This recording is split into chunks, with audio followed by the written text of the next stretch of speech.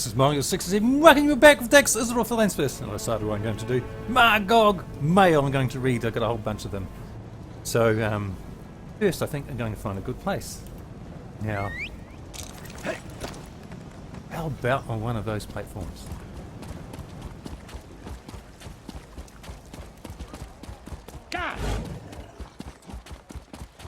Lord Vivek needs to do something. Look at that sky! Lord Vivek isn't receiving visitors today. It's well.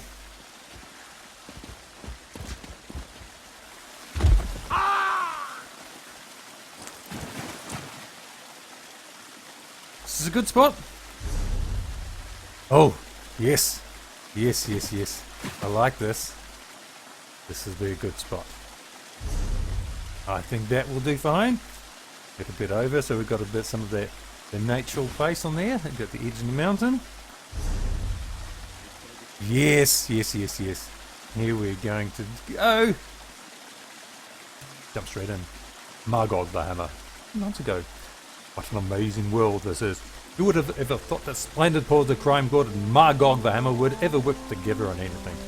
But as my hunt mother used to say, you can't take down a mastodon with a single arrow, no matter how steady your aim.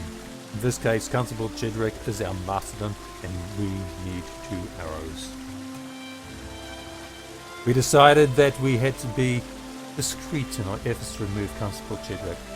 Make his appearance too spectacular, and we run the risk of bringing even more law officers down upon our little hamlet. We also had to be precise. Missing a target such as the good constable is a sure way to turn the pointed side of the arrow in your direction. So discretion and precision were the keystones of our operation, and since neither of us trusted our own associates to excel at either of those approaches, we decided that a hired expert was in order. We agreed to split the costs, but somehow it fell to me to make contact with the expert, and by expert, I mean the Dark Brotherhood.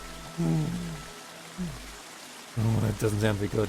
I don't trust his own associates. Isn't very good either. Hello, boss. I don't know if you've ever tried to set up a meeting with the Dark Brotherhood, but what a pain in the ass. First, I need to perform some sort of ritual with the delightful sounding name of the Black Sacrament. Where in the world am I going to find a heart, a skull, bones, and flesh? If you have any suggestions, pass them along. Perhaps somebody at the other end of your hammer provide them. What a gruesome ritual. I made an effigy of Constable Chedrick as instructed, but I'm still waiting for the nightshade petals to arrive from the alchemist. Then I have to sit inside a circle of candles, stab the effigy, and whisper some inane words that don't make a lick of sense. If this is just an elaborate prank, someone's going to get hurt. I was beginning to think the whole ritual thing to summon a representative of the Dark Brotherhood was some kind of prank to make me look silly. It's probably magic. But no sooner had I finished reciting the words than a figure in a black hooded robe stepped out of the shadows. Who do you need dealt with, petitioner? The hooded figure asked. Yes, because, you do a ritual, you think to one of the Aedra or Daedra. It's sort of like a prayer sort of thing, so the Daedra, hear it and come. In this case, can't see in somebody. Kill somebody. Those sermons I enjoyed at the sight of the priest of Mara must have rubbed off on me. After all, peering into the depths of that shadowy hood, I suddenly didn't want to go through with this dark contract anymore. What was I thinking? Trying to have an office of the law assassinated by the Dark Brotherhood. I'm sure the figure will understand. Oh, I don't know. Probably quite like the idea of killing an officer of the law. You made a mistake, the dark figure said with more than a hint of incredulity. It must be the first time such a thing happened. You mistakenly built an effigy, set up candles, accidentally stabbed the effigy multiple times, and inadvertently spoke the prescribed words of power. Is that what you're telling me? I nodded in affirmation.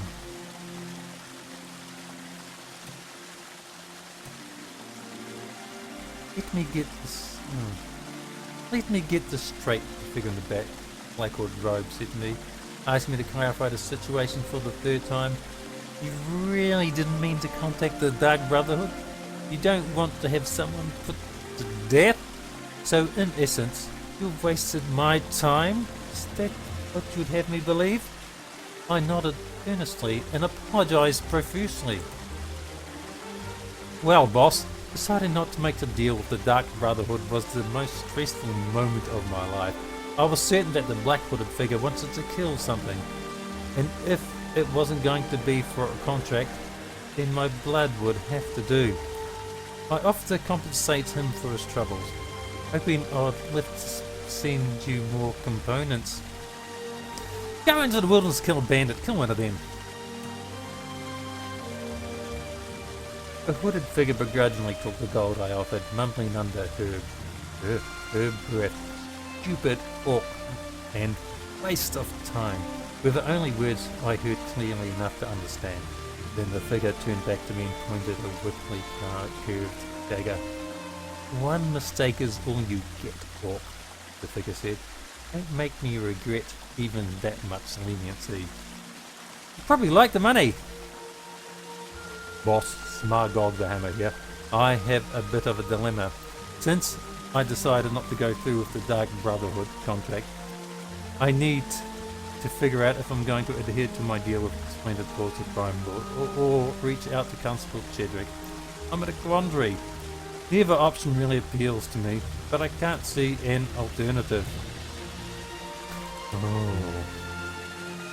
Here you go, another shipment of crafting materials. I couldn't sleep last night anyway, so I figured I might as well do something useful. Now, as dawn breaks over our little town, I decided I need to decide on the lesser of two evils. Should I come up with another way to fulfill my deal with Splendid Paws, or should I ally myself with Constable Chedrick? Well, lesser of two evils? Which was the lesser of the two evils? Anyway, what you have done is not killed anybody. I decided not to have somebody killed, so that seems to be like a pretty good decision to me. My life was much simpler and clear-cut when I was just a woodworker, before I became an entrepreneur. Now things have become exceedingly complex. I find I need to be much more subtle in my dealings. Not everything can be dealt with using a hammer and a nail.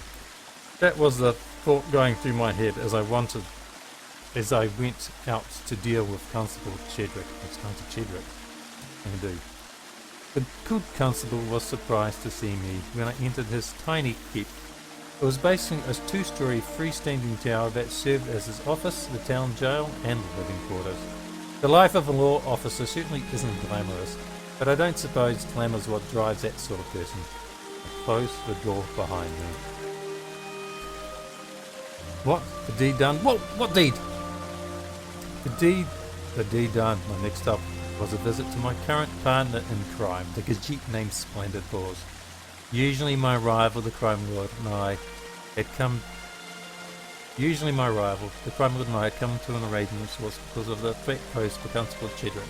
But now that I had made sure the law officer wouldn't be a problem any longer, I had to deal with Splendid Paws.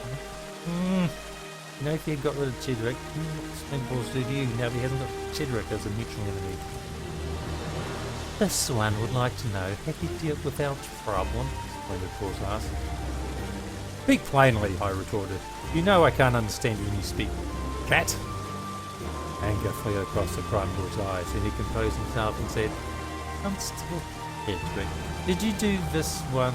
Did you do as this one asked and had the law enforcer eliminated? I've taken care of the good constable, I said. He won't be bothering me again. Me? Hey, not us? You say me? I caught the shift in Splendid Paws' eyes as he came to the sudden realization that something was terribly wrong. That's when Chedrick marched in, all full of law and self-righteousness. I accept your confession, Cat, he declared. It's the dungeon for you. I thought that Splendid Paws would have put up a fight, maybe get himself killed trying to escape from Constable Chedrick in the long arm of justice. But no! Instead, the crime lord held up his arms and stated simply, Splendid Paws yields, law officer. He gave me a pointed look as the constable's deputies led him away. Hello, boss. Margog the Hammer at your service. I hope these components find you well. Things in Forlorn are better than ever, now that the Khajiit crime lord has been locked away. and the deal I made with Constable Chidrick should hold for a while, provided I don't engage in anything too overt, at least when the good constable is around. I started another woodworking project. It feels good to have a saw and hammer in my hands again. Sometimes the life of an entrepreneur is too busy and there's no time for the things that I love, but this project should keep me occupied. I'm going to build a keepsake chest, carved with scenes from popular legends and stories. It's a great idea. Yes, I like that. Hello, boss. The new project is going fine.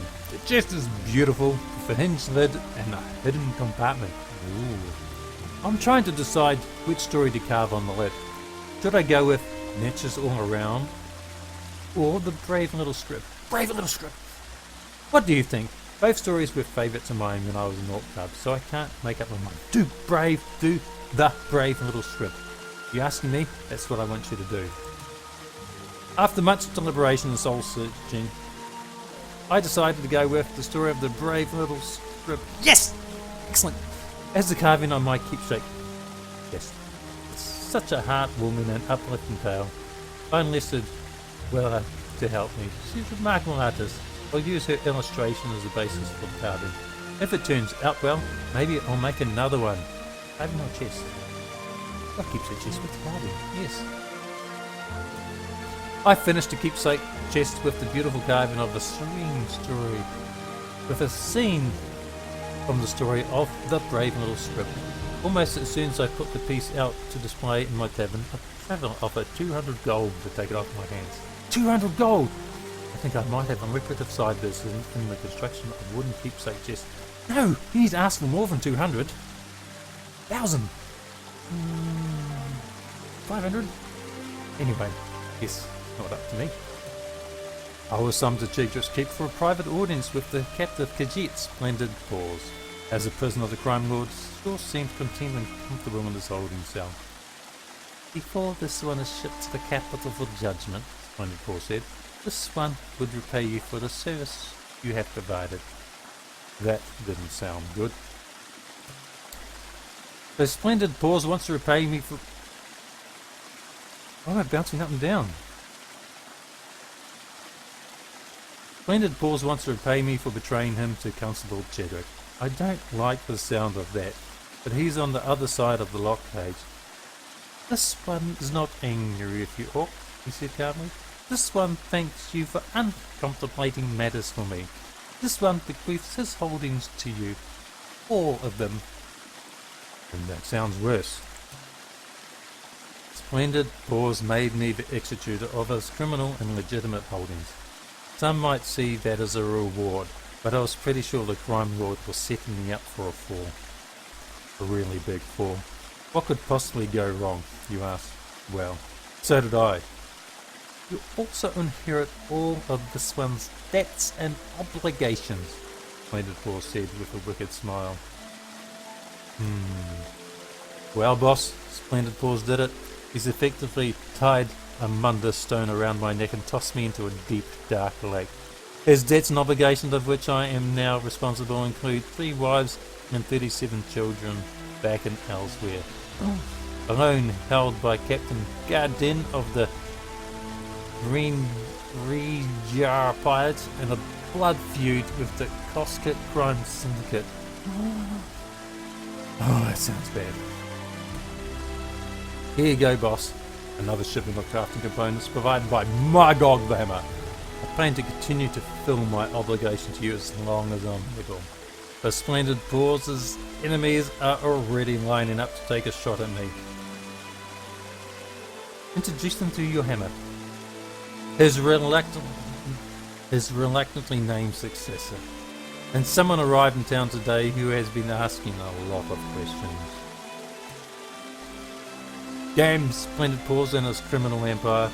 Damned into oblivion. He's cursed me with debts and obligations that will be the death of me unless I can figure a way out of this mess.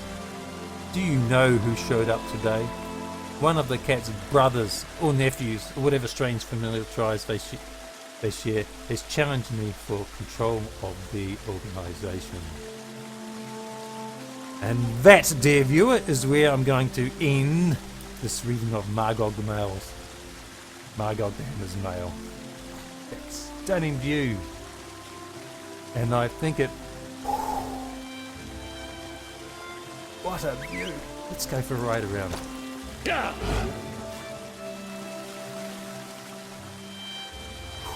Oh, you can just see mountains in the distance there. That'll be in the open south. Let's go have a look at the map. Tamriel. I am right there. I'm looking across the stone forms. Very, very interesting. Okay. Stone forms. If you can't swim across, that would be something.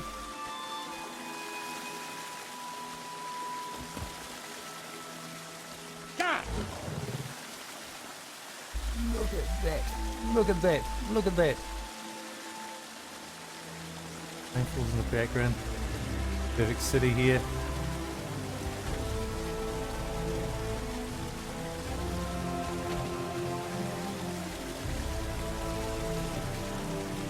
I wonder, he must be using his divine energy to sum up everybody here, eh? Oops! Never mind, into the drink we go. Gotta be a way up on a ramp somewhere. I guess it's real massive construction of Vivek. And I think as I get onto the land there, I do not know if I have time for a few more episodes before we'll lose this free weekend, which has allowed me access here to Vardenfell with Morrowind.